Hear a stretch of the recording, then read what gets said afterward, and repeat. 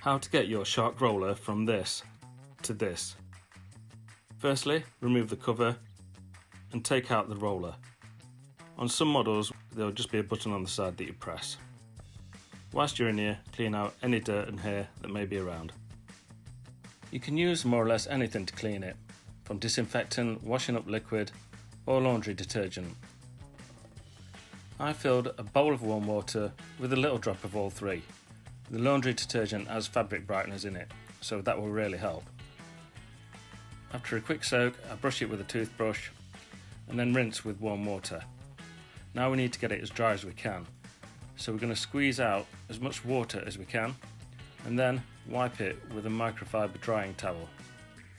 Leave the roller for 24 hours before using, either on a radiator or outside in the sun. Once it's fully dry, you can now just refit it. If you found this video helpful, please like it, comment below and subscribe to my channel for more vacuum cleaner help.